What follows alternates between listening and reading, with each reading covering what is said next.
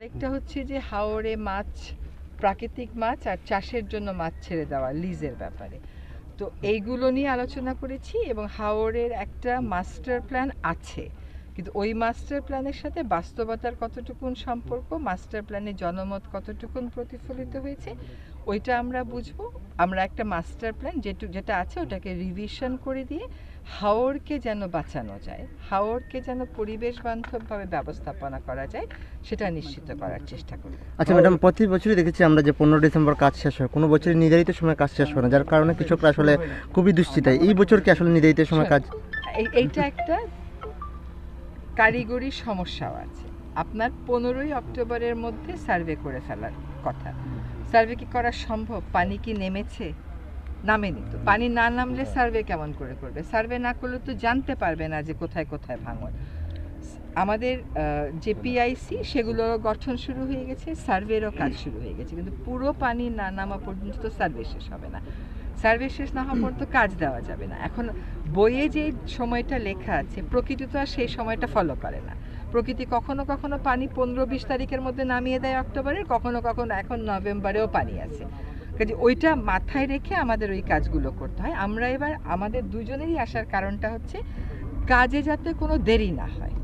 হ্যাঁ, কিন্তু পানি না নেওয়া পর্যন্ত কাজটা ঠিক মতো যদি কেউ অনিয়ম করে তাহলে এই কাজে আমরা দেখেছি প্রত্যেক বছরই অনিয়ম হয়, যদি অনিয়ম হয় তাহলে সেই ক্ষেত্রে আসলে কোনো ব্যবস্থা নেবেন কিনা? যদি অনিয়ম হয় যৎকাল তৎ বিবেচনা। অনিয়ম হলে ব্যবস্থা নিব না কেন?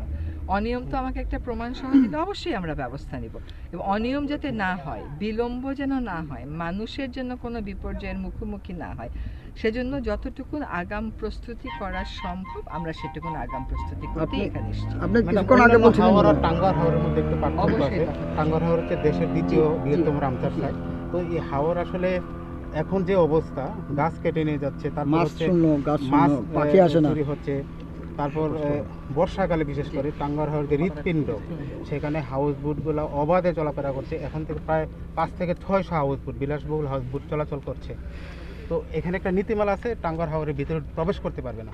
হাওরের কিন্তু একেবারে অবস্থা খারাপ। এই বিষয়ে আপনারা সরকার আপনাকে এইটুকু, আমরা নামতে সময় একটা প্লাস্টিকের বোতল দেখলাম। আপনাকে এটা একদম স্পষ্ট করে বলছি যে টাঙ্গুয়ার হাওরে ট্যুরিজম চলবে, কিন্তু টাঙ্গুয়ার হাওরে ট্যুরিজম নিয়ন্ত্রিত হবে। কত লোক আসতে পারবে, কত হাউস বোট চলতে পারবে, হাউস বোট কোন নিয়মগুলো মেনে চলবে, প্লাস্টিক পলিথিন আনবে কিনা, জোরে জোরে গান বাজাবে কিনা, কত লোক নিয়ে আসবে, এগুলো সব কিছুই আমরা নিয়ন্ত্রণ করব। নিয়ন্ত্রণ করার জন্য ইতোমধ্যে যারা এই কার্যক্রমগুলো করে পর্যটনে, তাদের কাছ থেকে আমরা কিছু পরামর্শ নিয়েছি। এখন আমাদের ডিসি মহোদয় সহসাই একটা মিটিং ডাকবেন, ডেকে সকলের মতামত নিয়ে ট্যুরিজম মন্ত্রণালয়ের সাথে কথা বলে আমরা টাঙ্গুয়ার হাওরের পর্যটন নিয়ন্ত্রণের জন্য একটা নীতিমালা করে দেব।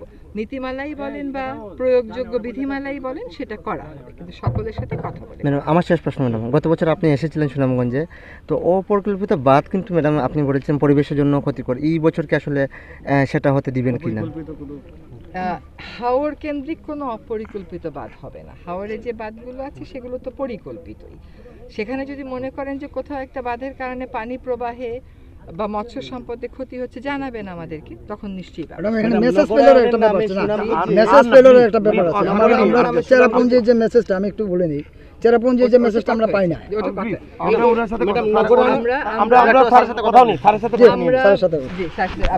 ভারতকে বলে দিচ্ছি যে আমাদের আমরা দেখছি বিশ্ববিদ্যালয় কলেজগুলা